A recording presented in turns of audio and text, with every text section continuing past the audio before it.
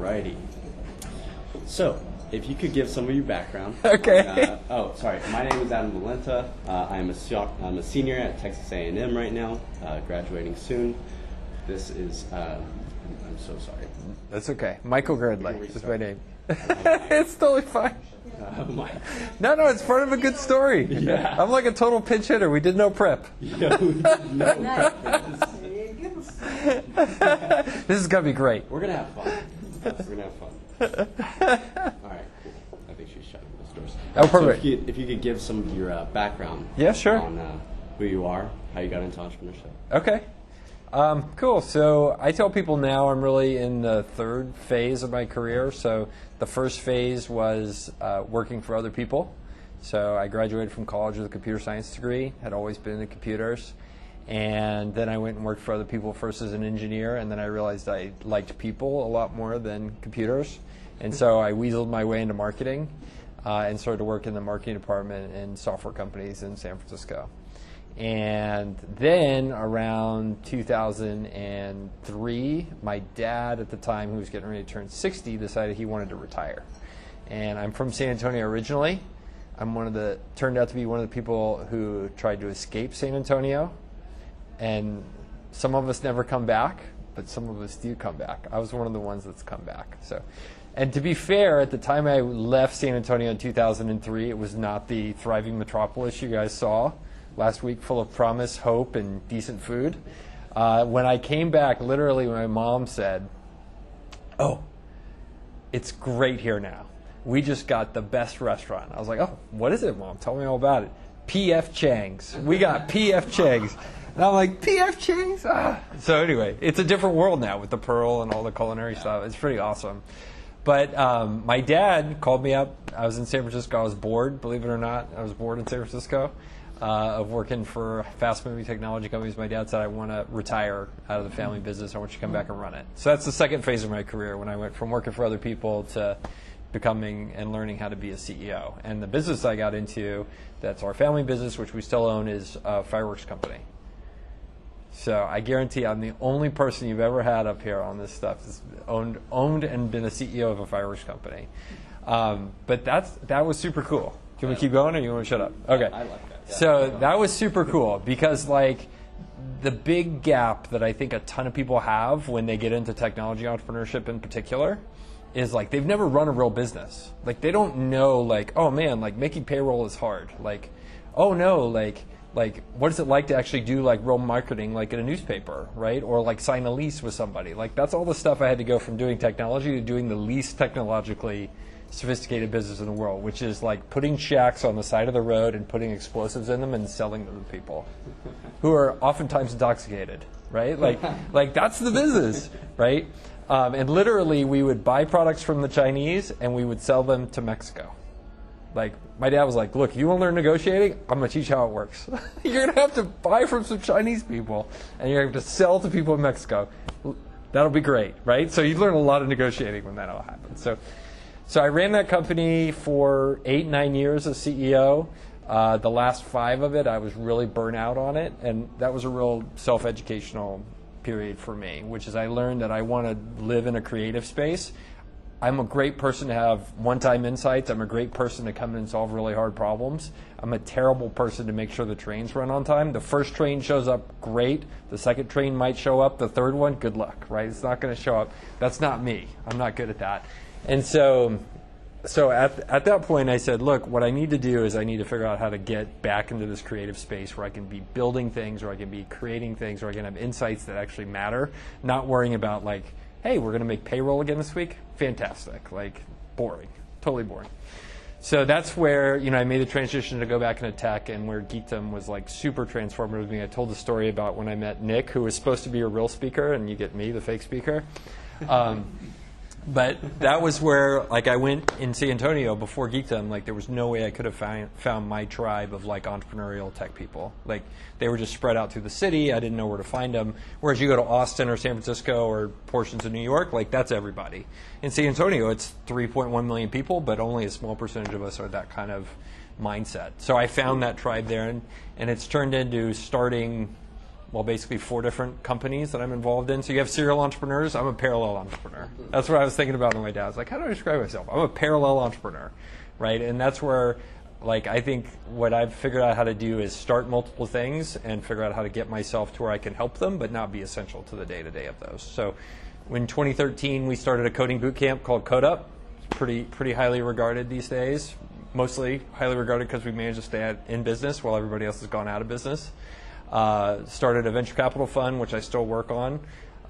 Started a new company last year that's a software company, which was right around the corner from where you guys were. So you guys were in the Weston Center to see Mailgun, is that right? You guys went up there? No, I don't. What about Mailgun? Oh, that's right. That was funny. This is audience. Oh, no, I don't. No, I wish I did. They're doing really well. Yeah, that company is like one of the fastest growing software companies in the nation and one of the fastest in Texas. Like, it's unreal how good they're doing. So it's pretty great. But anyway, like, that's what I think I've hopefully figured out how to do is find the right people, hire the right people, manage them in the right way, relate to them the right way, partner with them the right way to where, like, I can be creative and work on multiple things at a time. So, and so that's where I am today, this third phase of my career where I'm like working on businesses but not in them. Yeah. Right. Yeah. Exactly. Awesome. I want to go back to the firework company because nobody ever gets to have an opportunity. Yeah. Let's talk about fireworks. CEO. So, what were the things that you took away from the fireworks business and then implemented into this new phase of your life? The difficulties that you might have faced in that industry and transitioned over to tech. Yeah. Well, I mean, I think there's at a meta level for me. Like, I'm 44 now, and I was talking to another investor this morning, and like, I don't think anybody else had told him, like, hey, I'm a broken person, right? That's what I told him. I was like, I'm a broken person. Like, there are things that I'm really good at, and then there are things that I am terrible at. Mm-hmm.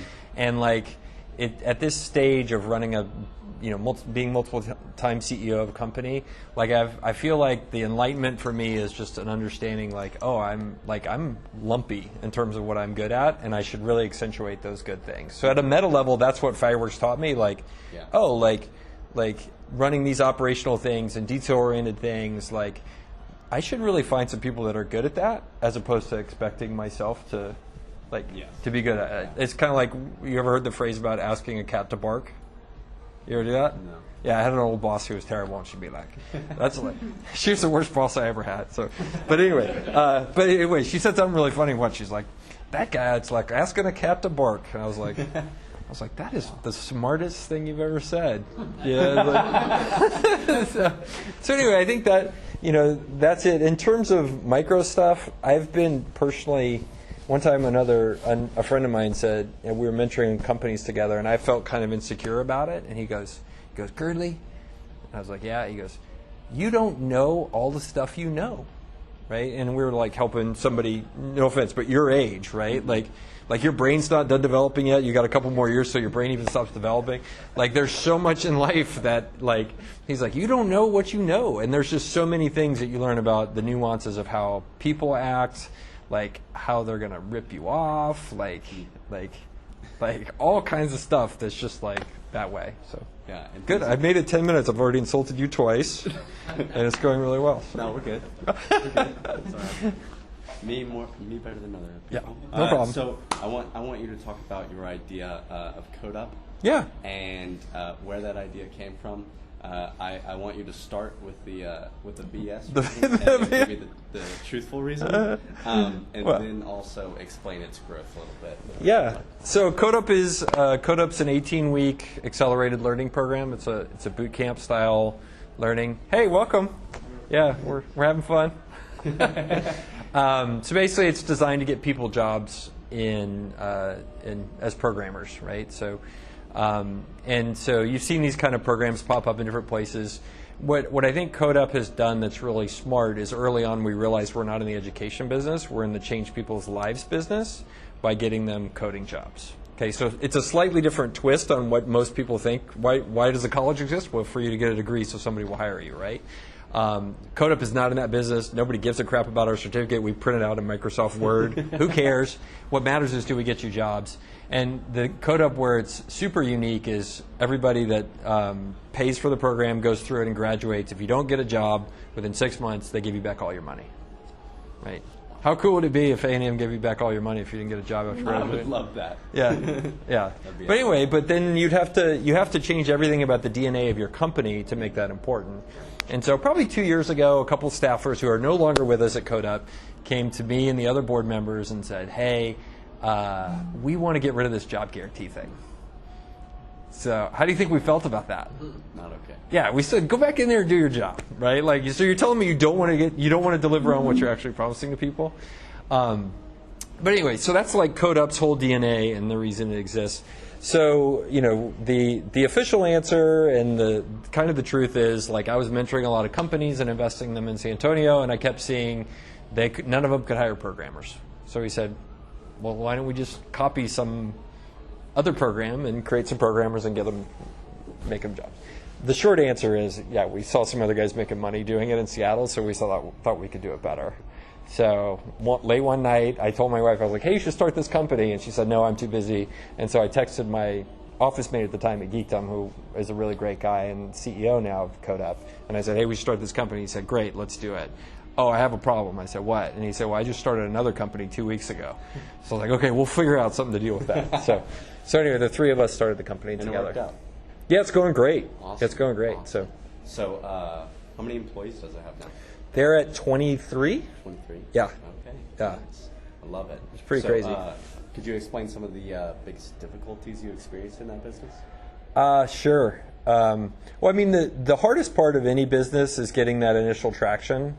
Like, you have to get somebody to believe in you, like, early on. And so there's this, like, chicken and egg game, like, are you for real? And a funny story about CodeUp.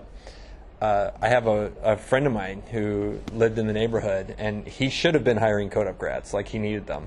And we're at a party, and he's like had between 3 and 12 beers, and he tells me, like, he's like, that thing you were doing, I thought it was a total scam until recently. And I was like, really? Like, tell me more. He's like, yeah, until that national competitor moved in and tried to compete with you, I thought it was a scam. So a national competitor, well funded by VCs, had come in, and he's like, okay, well, Girdley must not be scamming people if there's a real competitor. Yeah. So he went with you? No, he still hasn't hired any. It's terrible. Yeah, I mean, so early on, traction is hard, and that's one of the things we really focused on when we were starting the company. I remember having a meeting with my two co-founders, who were the initial instructors for the school, and I was like, hey, we're going to start this thing. We'll incorporate. We're going to call it this. We'll go by the domain name, and that was great. And they're like, we'll start working on curriculum. And I was like, no, do not do any of that. Do not work on any curriculum. Yeah. And they're like, well, I said, I don't know if anybody wants to buy this thing. Like, let's wait until we feel like the first class is going to fill up and people want to pay for it before you actually write anything. Mm-hmm.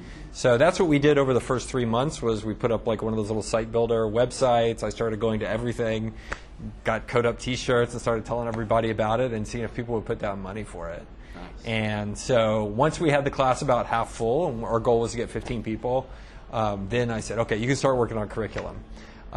Hilarious story about that. They didn't actually start working on curriculum until about 2 weeks before the first class started. So that you talked about procrastination. That's totally what they did. Yeah, that's awesome. Yeah, so everyone does it.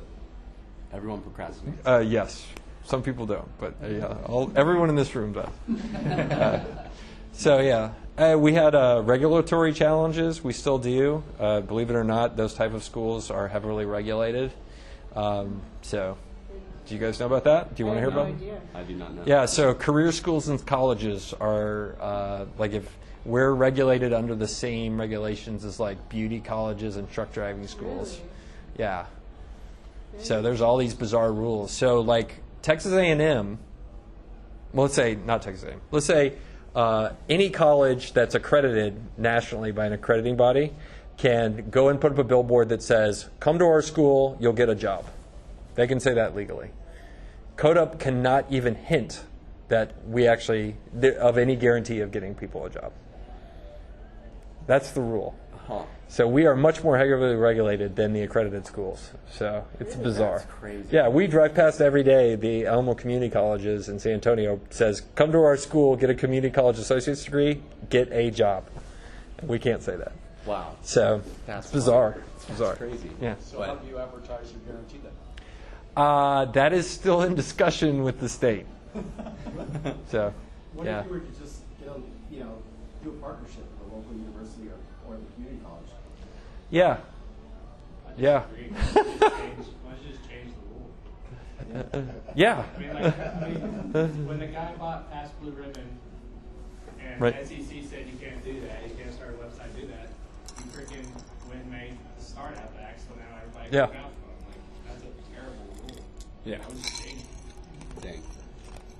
We're dealing with it. Yeah, but I can imagine if that rule passes, I'm sure we'll see an increase in traction. Yeah. So we've been everybody knows about the tuition refund guarantee. So it's going to continue that way. So that's what matters. Did you have a question? I did. I don't know. I'm very curious about how you guys developed the curriculum. It looks like you guys did it in a short amount of time. Sure. But were your founders all people that had a lot of experience in, coding and software? Mm-hmm. Did you guys talk? How did you guys figure out a way to teach people that had no technical background about this? Right. About the entire, that is for me very, very interesting. I'm trying to learn right now, and Yeah. so, Yeah, super cool. So how did we figure out how to teach people with no technical background? Yeah. So early on, there was some trial and error. We let in some people, probably the program that weren't good fits. So later on, we actually started to run a bunch of tests to figure out who we should let in and who we shouldn't let in.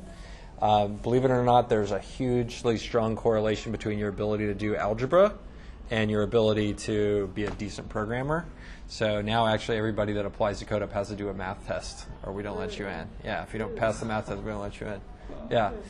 So, but we also learned a lot of other stuff about, over time, about how to do grades, how to do evaluations, when to kick out people for not showing up. A lot of that is stuff we didn't really know how to do until the very beginning. There were things that we learned about how to teach and at what pace, and all of that's just trial and error, where you go out and try it with your customers and see if it works, and then do better. So the first time we went out to do CodeUp, now it's 18 weeks, right? Mm-hmm. When we first went out to do it, we said, well, we'll just do it all in 9 weeks. And so week 4 rolls around, and we have a big meeting because we're like, we need more time in the oven. The buns need more time in the oven. So me and my business partners got in front of the whole class and said, hey, we're going to give you 2 more weeks for free. And everybody's like, yeah, we knew you were going to do that. Because they started off teaching these people and they were going too quickly. And so they learned that they had to actually slow down. So, look, I think the fundamental difference and why like everybody here can get on Code Academy and try to make it happen, 99.9% of you are going to fail. And the reason is because we are, in my opinion, we are social animals and we need that level of outside input in order to truly learn stuff, right? And so that's the thing that actually makes a huge difference is you have somebody like me calling your house if you don't show up on day 3 asking you why you haven't done your homework. Because we want you to show up because we don't want to give you back your money. Yeah. Kind of a good deal, right? Yeah. So I don't know, did I answer your question? yes. Yeah. Hard work? Yeah. Nice. Are you good at algebra? No, I'll expand on the question later. Wonderful. Perfect. I'm really bad at math. We'll be good. You got an A&M, right? Yes, but I'm really curious if anybody that's bad at math can be a good coder. How can that happen? And should that be happening? And see, I don't think you're bad at math like other people are bad at math. maybe not. Maybe not. Yeah, these are not fancy word problems. This is like what is, if 3x plus 27 equals 81, what is 3?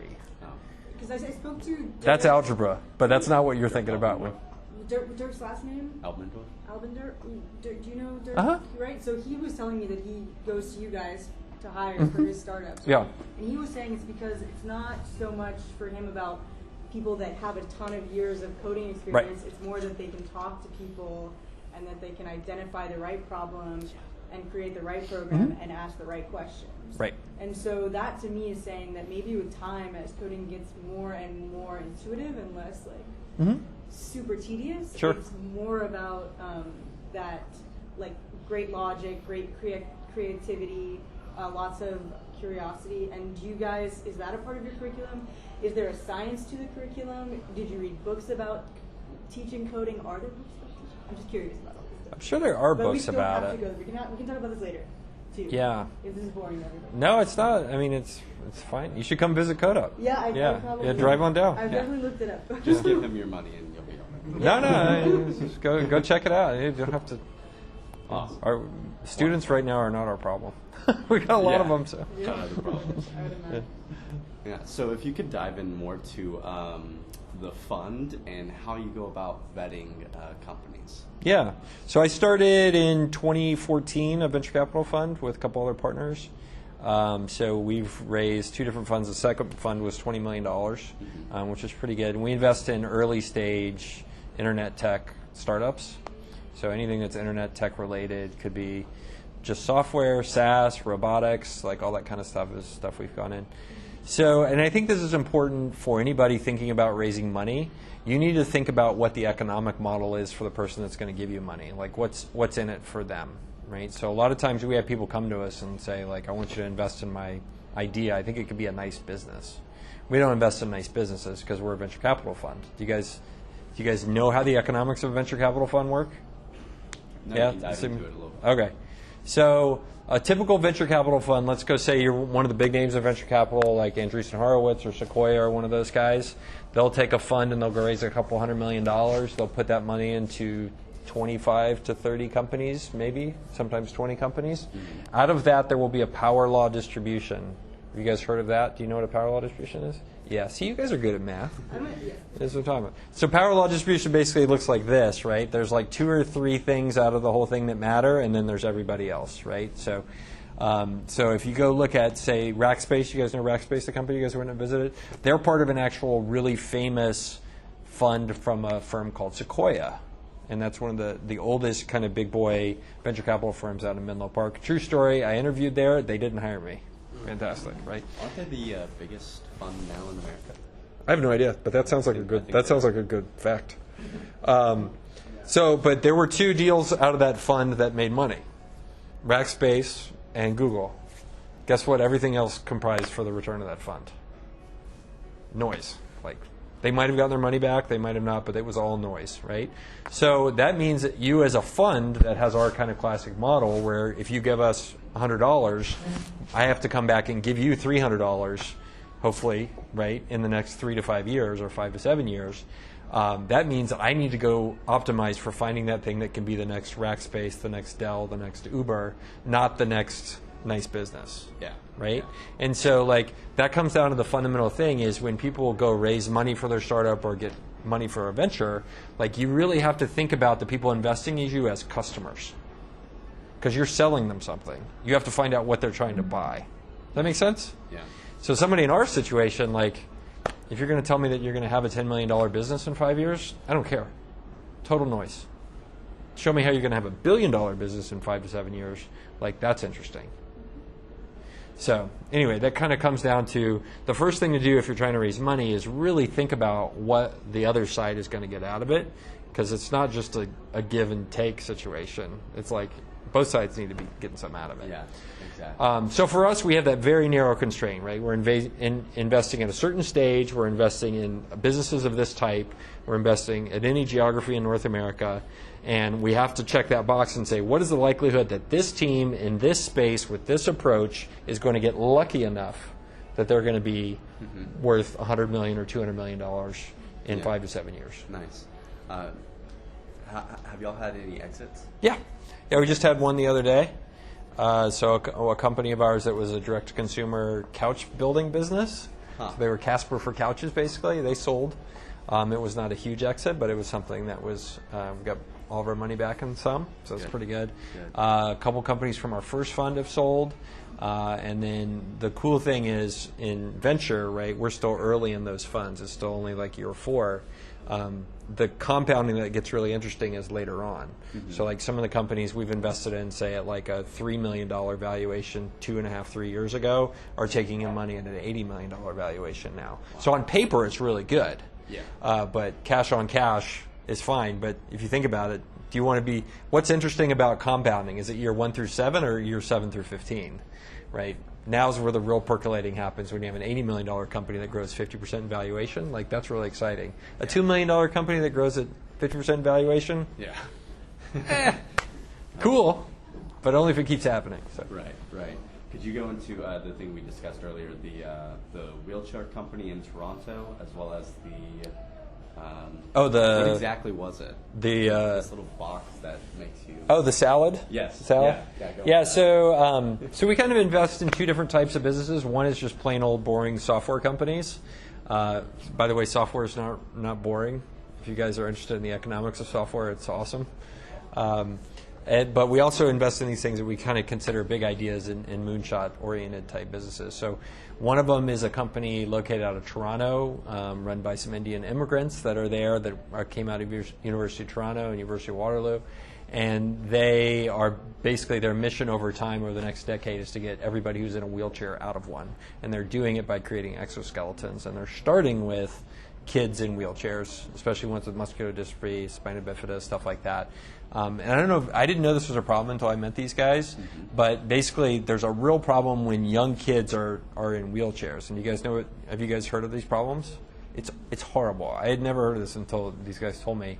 But basically, if a little kid is in a wheelchair, if their bones will keep growing, but their muscles, because they don't get up and walk and move, will not stretch. And so they get these really painful things called contractures. Contractures, yeah. So basically the muscle will pull their bone together and cause it to have all these little fractures. And it's hugely painful. They have to go in and have surgeries every couple of years. So basically what this device does initially is it gets them up and walking so that their muscles are stretched and they don't have to go through that kind of pain. So that's pretty fun. But it's like, that's one of the cool things about ventures. You get to like invest in people like that, working on stuff like that. Yeah, what is it like working with those motivated individuals? I think it's pretty cool. Yeah. I mean, that's another nice thing about venture. You get to pick your friends. Yeah. Yeah. Yeah, that's a good thing. So, yeah, that's kind of the number one thing. Like, if you want to get, jerks can get invested in, but, like, they don't get the same help that really nice people do. Yeah. That's, like, the number one thing. Like, for me, like, as an introvert, like, it's kind of a learned skill to try to be likable. And, there's a lot of people who come in, and I'm just like, I have no interest in spending the next 7 years dealing with this person. It's just like, thanks for dropping in. Good to see you. Yeah. So. Yeah, I like it. Awesome. Well, we can open it up for Q&A now. Yeah. What do you guys want to talk about? Yeah. Can you talk a little bit more about like Fund 1 and how that whole moving into the venture world space and how that worked out? Yeah. Because that's the space I'm really interested in. But I'm in that it's going to happen. But when's it going to happen? How are we? Sure. How big was size for this fund? Yeah. So the first fund was $3.5 million. So my partners and I put in about 10% of the capital in the first fund and about 4% of the capital in the second one. So we put in $300 grand in the first fund and then $1 million in the second fund of our own capital. So for me personally, like that made it much easier to go raise money. Everything I've ever raised money for, I've had skin in the game. And that's one of the things I think can give you a leg up if you do eventually go raise anything for a startup or anything like that. Is I'll often get pitches where it's like, well, I'm going to quit my job once you give me some money. Oh, really? Like you seem to have a high level of conviction in this deal that you want me to give you $100,000 in risk capital for. But I met with an entrepreneur the other day, and he's like, yeah, I've got 3 more months of runway. I was like, yeah? He's like, yeah, 3 more months until they kick me out of my apartment. Like, that's legit. Like, serious skin in the game. So for me, like, when I raise money, like, that makes it, I don't feel yucky in my tummy anymore when I do it that way. Because I'm like, yeah, I bought into this too. Like, I put my own money in there. And we didn't for the first 2 funds charge a management fee either. So do you guys know how management fees work in funds like that? Okay, it's typically a 2 and 20 structure. Do you guys know what I'm talking about that? Do you want me to tell you about it? Yes. Okay. So typically if like you guys have mutual funds, know anybody who's mutual fund, they charge you a load or a management fee, right, each year. Okay, so hedge funds and venture capital funds, they all do that. So typically, the typical fee is 2% of assets under management during the active investment period. So if you go look and Andreessen Horowitz or Sequoia or one of these big guys raises $1 billion fund, just do 2% at the bottom. That's what the partners are splitting just to manage the fund. So a lot of people get very rich in venture, not from actually returning the funds or making their investors money. They get it by getting really big fees, right? 2% a year on $1 billion fund is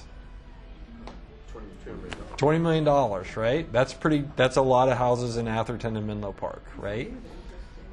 What were you saying? This is very interesting. Thank you for Yeah. Let's go into venture and not talk about entrepreneurship for a little Yeah. bit. So then so that's the 2%. We didn't charge a fee because we didn't want to pay ourselves a fee. We wanted to go prove we could make this really work, so we didn't charge a fee. And on either the first or the second fund, we did it all as, hey, we're going to go out and prove this can happen. The 20 is called carried interest. So carried interest basically says, like, once we give the investors back the money, they keep 80% of the profits, we keep 20% of the profits. Okay. Carried interest actually dates back from when they used to send ships out. Do you guys know about this? So they used to send ships out. Remember, like, I'll wait till my ship comes in? So they would send ships out, and it'd be like, go out there and get us some whales, right? And then the whales would come back. The whale carcasses would come back after they hunt them. Hopefully the ship returns, doesn't hit an iceberg or whatever. Captain keeps 20%. The guys funding the ship keep 80%. It's your carried interest. You get a percentage of it. Right? And those percentages change based on whether you're hunting big whales or little whales or whatever. But in venture, the same thing happens. You have a carried interest in the assets you have under management. If a bunch of pension funds or whoever gives you $1 billion, and your job is to go turn that into $5 billion or $3 billion, depending upon your time horizon, your carried interest is, in theory, you get 20% of whatever the gain is on top of that. Okay? That's a lot of money. Yeah. Especially with Sequoia. Yeah, so, those guys have amazing franchises. Like, people clamor to be funded by Sequoia, Andreessen Horowitz, Benchmark. Right. Whereas there's those guys, and then there's everybody else. Right. Yeah. Interesting. Awesome. Any other questions? What do y'all want to talk about? You guys looked at each other like I'm saying crazy shit. Oh, stuff. Did I answer your whole venture question, or did I go off on a tangent? Nobody else can ask a question. I'll keep going. So how did we start the venture fund? That was the second part of your question? Yeah, Yeah. So we were 4 guys who had never managed money before. None of us had had a huge exit. None of us had been in venture capital or worked in it, and basically, so we had no track record whatsoever. So we put our own skin in the game, and we gave people a good deal. And we didn't charge a management fee. And we said, this is a proof of concept fund. Like, join us in this, and let's go see if we can make it work. And so far, on paper and in terms of cash returns, so far it's really, really good. And those 2 funds are performing really well. But it's just like anything else, like starting CodeUp or starting any business that you want. Like, first you go get your first customer, and then you strategize to get your second customer and third customer, like one foot in front of the other. But at the core of it, you try to hypothesize, this is what I think will be an attractive thing for my market, and then you go run experiments to see if it'll work or not. And so we probably did, each of those were probably 150, 250 meetings. A lot of meetings. Friends and family mostly? You're raising the money from friends and family? That's a lot of high net worth individuals, so personal network. For all of us, there's 4 of us, and so, yeah. Like if I was raising a fund right now, I would be like, hey, do you know anybody? We go full Kevin Bacon. So. Yeah. Degrees of separation. How does the venture fund fit in with Real So where Geekdom Fund is going now is Geekdom Fund is getting bigger. So my partners, I'm not actively going to be a partner in the third fund. I'm not on the core team. I'm just going to help those guys because I want to work on other stuff and be creative. And so where Geekdom Fund is going is they will eventually raise a big fund. And the idea being that RealCo is an accelerator that gives out kind of YC level checks to smaller, earlier stage feeder companies that eventually the fund or other people want to invest in. So RealCo is, we tell folks that are invested in Geekdom Fund, RealCo, which is the accelerator that we run and that I helped start, and the Geekdom Fund together, like you get almost 2 funds in one that way. So we've got about 11 companies right now between the ones coming in and the ones currently in the program. Did you guys meet Funnel Funnel AI when you were there? Yes. So Funnel AI, like, great story, like, came to San Antonio from Austin, not that we're trying to poach companies, but came to San Antonio from Austin because they like the energy in San Antonio. If you want to be a big fish in a little pond, San Antonio's great. If you want to be a little fish in a big pond, New York, San Francisco, Austin, perfect. But so they came there. They were at $1,000 a month recurring revenue. Over the course of about 15 months, they've gotten to where they are now, which is $130,000 a month in recurring revenue, so over like 1.3 million. So pretty good. We're happy for those guys. That's awesome. But that's kind of one of the Realco stories that we've had so far. And so anyway, if any of you would like to join a technology accelerator in San Antonio, we can take care of you. You don't have to move there. You can live wherever you want. So. So you mentioned that you were a parallel entrepreneur. Sure. When you first started your second business, were you still taking a paycheck from the first company, or had you gotten completely out of that one? I am unemployed, technically. I don't get a W-2 from anything. I do get ownership distributions from things. Okay. So, I think I'm in a CEO peer group. So we talked. You're an EO, right? That we talked about. So I'm in Vistage, but I'm like the only person in my Vistage group. Like they all are owner operators of their companies. I'm like the weird one who I try not to actually work in any business. I want to work on the business. So that means helping the CEO, having somebody else run it, being there when they need me, solving hard problems. But I don't want to make sure the CRM is updated and the payroll happens. So what unique obstacles did you have to come over personally to make that transition from being the owner operator to being? Yeah. So it's very it's scary. First of all, you have to secondarily. So that's a level of kind of, for me, personal courage that I feel like I had to develop to be able to let go of things and trust other people. It gets easier to trust other people if you get really good at hiring. I've spent a lot of time learning how not to hire terrible people, and also how to identify people who are not good fits and let them move on to their next thing as quickly as possible. The other thing I've developed across different companies is I have a standardized playbook that I make all the companies use. I haven't actually had to force anybody to use the standardized playbook. I just ask them really nicely, and they all seem to do it because it's a good idea. But it's everything from here's how you hire, here's how you do interviewing, here's how you do quarterly planning, annual planning, quarterly goals, here's how you build your org chart. So I have a recipe book that when they start, I'm like, you need to do all of these things. And for me, that gives me a common language that I know they're all using, and I know also that they're not going to be doing really bozo things that should be easy, but are easy to screw up. Is that playbook your own, or is it based off EOS or scaling up? Or something? So I went, and actually I use EOS, which is, do you guys know what EOS is? Really cool. It's they're scaling up, and then there's 40 bazillion other copies of it. But it's basically like business operation paint by numbers. So it's they have a strategic plan. Your strategic plan is the front and back of one piece of paper. But filling out that piece of paper correctly is actually really hard, and there's a whole bunch of cadence of things that you do in order to fill that out. And then for hiring, there's top grading, which is the best by far. Do you guys know what top grading is? Mailgun mentioned it, didn't they? Yeah. Yeah. Who do you think they got it from? So true story. One of the Mailgun people, we were interviewing a guy. I was like, "Hey, you should come over and check out how we're interviewing. I'll show you how the top grading works and do that." And so they sent over a guy, and I'm not going to name his name, but between the time I invited this person to come observe our interview and the time that this person showed up, they got in a really bad scooter accident, on the scooters. So this person shows up to the interview, and the only seat left, the candidate's here.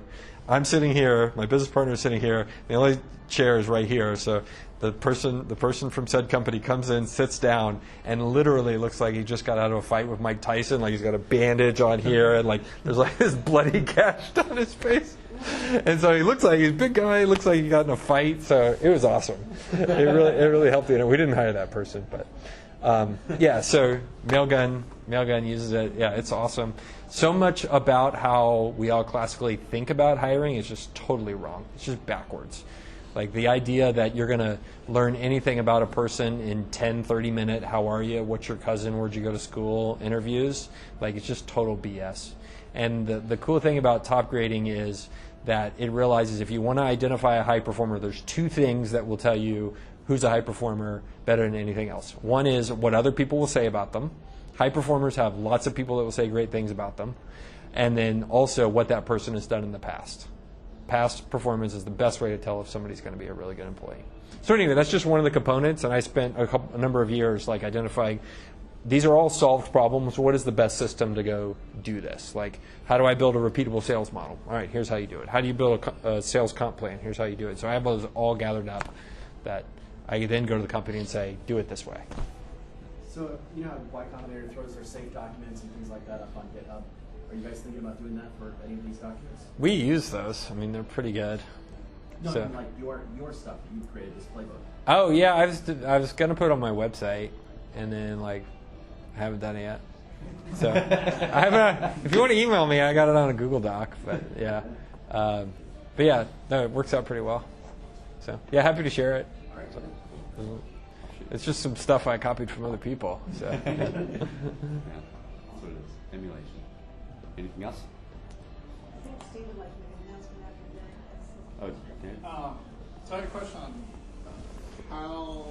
how does evaluating a software company differ from other companies, or is there anything in particular that you look at?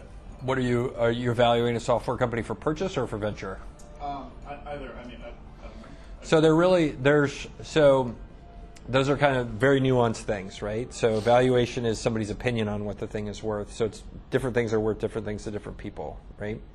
So if for purchase, let's cover those first. So there's really, I would say there's 3 different categories of buyers of software companies now, right? So at the top end, you have strategics, right? So a strategic would be somebody who can pay $1 billion for a software company that's only doing $50 million a year in revenue. Well, why would they do that? That seems impossible. Well, perhaps the thing is growing like crazy, or it can unlock a ton of value in the rest of their enterprise, right? So you just saw MuleSoft sold to Adobe for like 4 times forward-looking revenue, like just an incredible multiple, like crazy.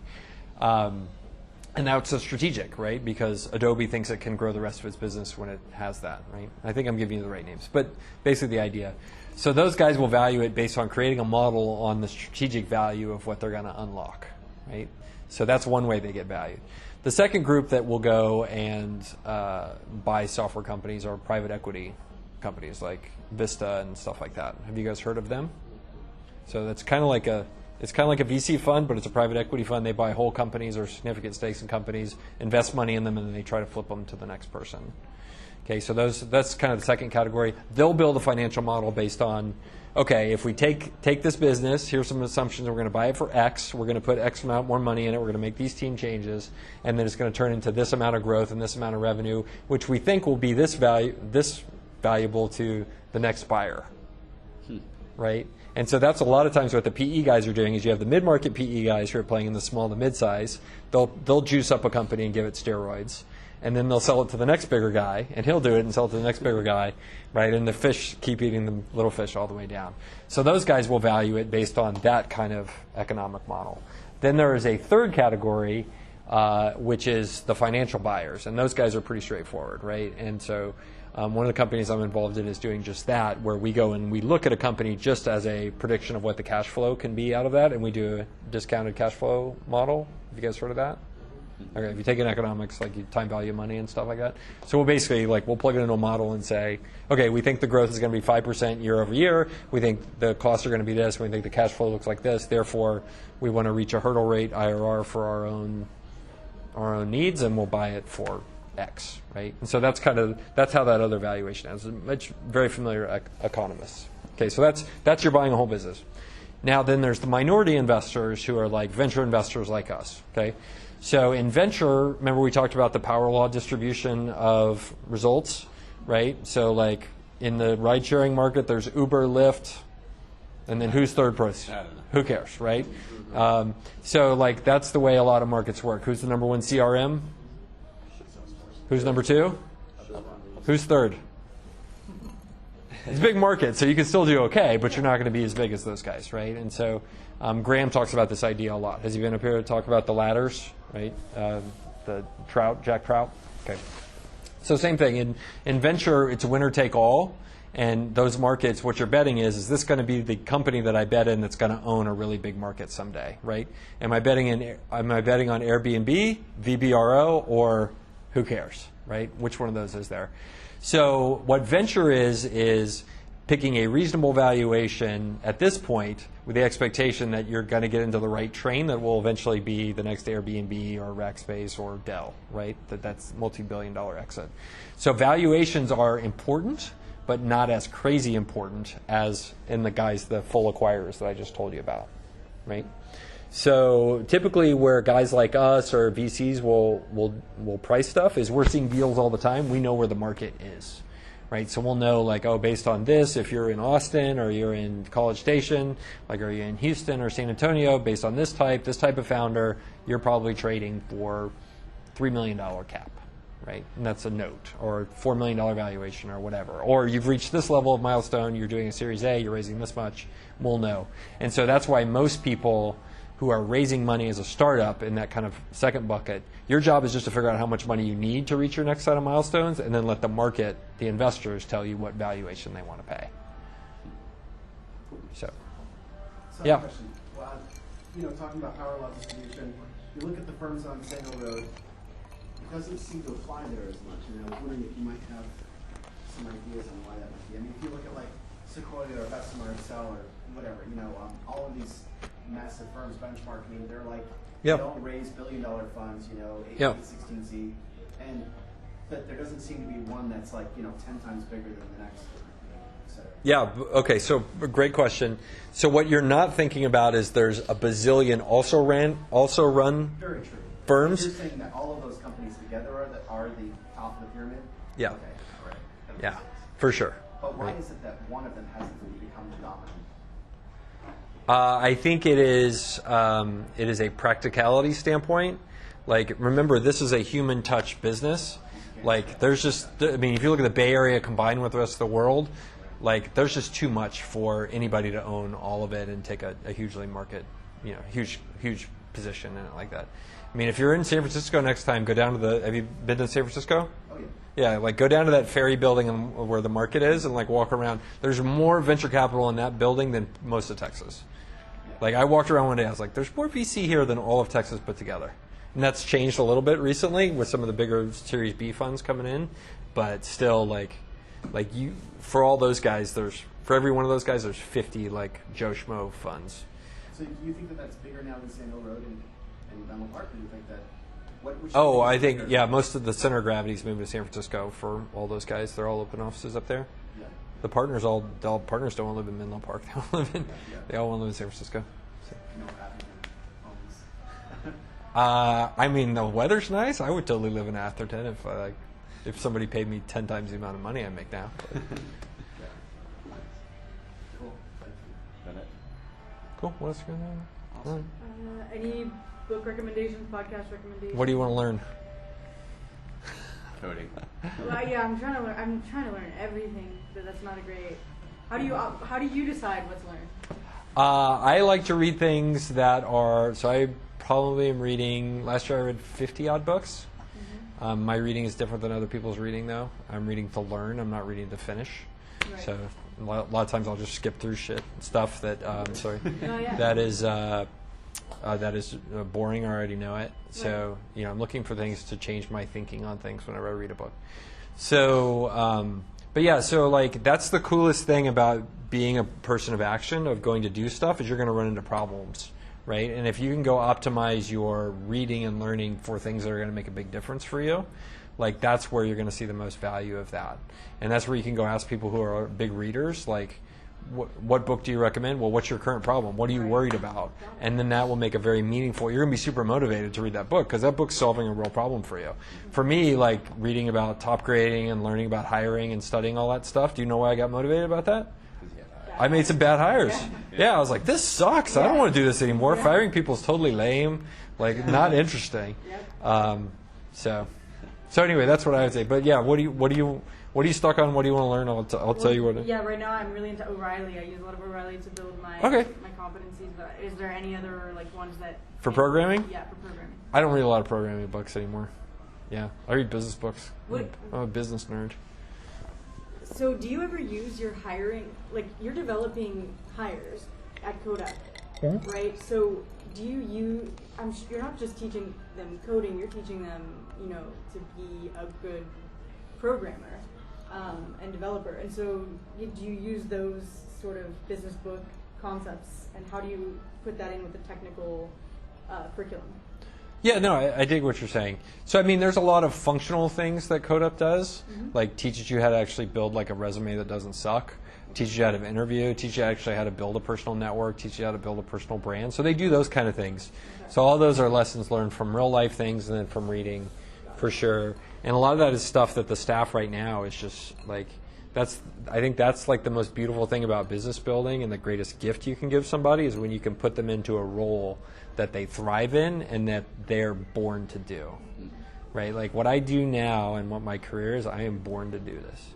Like it took me 20 years to be totally self-actualized professionally. Like this is what I want to wake up every day and do. And people say like, is this the career you want to have? Like, or when are you going to retire? It's like, why would I do that? That doesn't sound like any fun. Now, when I turn 65 instead of 44, like I may have a different mindset on it, but like that's the coolest thing about like seeing CodeUp currently is it's getting to a size where you can put somebody and say like, hey, your job is to go get other people jobs, and that person's like, yes, I was put on the earth to do this. That's beautiful, and that's like the greatest gift you can give somebody as a boss or a business owner. So, but they're doing that. They're doing it better than I ever could. Like I couldn't do what they do, which is cool. Yes. Awesome. That was a great answer. Yeah. Yeah. Commercial time? Yeah. So I am, like you mentioned earlier, I'm part of Entrepreneurs Organization. We do learning events mostly for our membership, but on occasion we open it up to others. Sometimes we charge for it. The next event is going to be a free event on May 6th. We're bringing in James Lawrence, who is the Iron Cowboy. He did 50 Ironmen in 50 days in 50 different states. This guy's message is extraordinary. His endurance, his passion, and his story is like none you've ever heard before. And so if you want to go to it, it's going to be at the Stafford on May 6th, 6:30. He'll go on stage around 7:15. All you have to do is go to Eventbrite and search for EO Iron Cowboy, and it'll pop right up. So I just wanted to let everyone know about it. And you can invite anyone else that's entrepreneurial spirited or business-minded that will bring in a group like this. I'd love to see them there. And the name of the organization? Entrepreneurs Organization. Okay. Awesome. Thank you. Thank you. So I think that pretty much wraps up our entire talk. Yeah, that's great. Thank Great you job. so much. Yeah. Thank you. Yay. That was great. That was great shit. We did it. We did it.